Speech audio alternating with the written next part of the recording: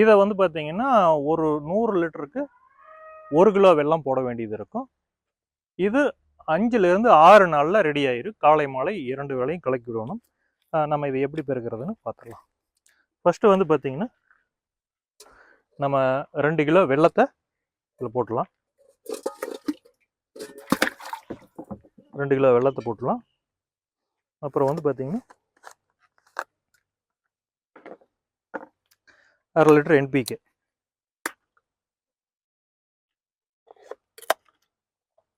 NPK, mother culture,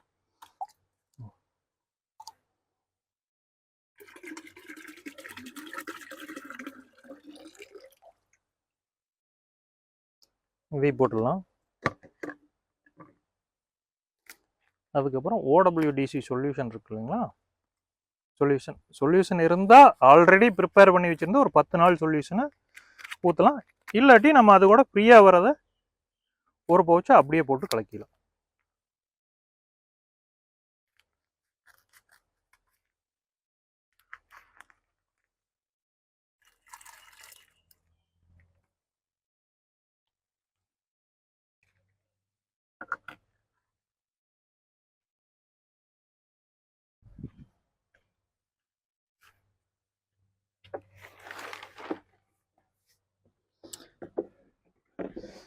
இது வந்து முதல் தடவை நாங்கள் பழைய சொல்யூஷன் மாதிரியே எந்த சொல்யூஷனாக இருந்தாலும் எந்த நுண்ணுயிரிகளாக இருந்தாலும் நீங்கள் வந்து பார்த்தீங்கன்னா முதல் தடவை 200 லிட்டர் பெருக்கணும். அதுக்கு அடுத்தடுத்த பெருக்க வேணா நீங்கள் அதிலிருந்து பல மடங்கு பிரிக்கலாம்.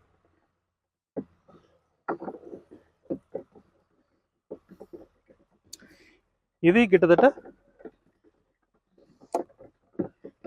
ஒரு 30லிருந்து 50 தடவை கலக்கி விடணும். இது கிட்டத்தட்ட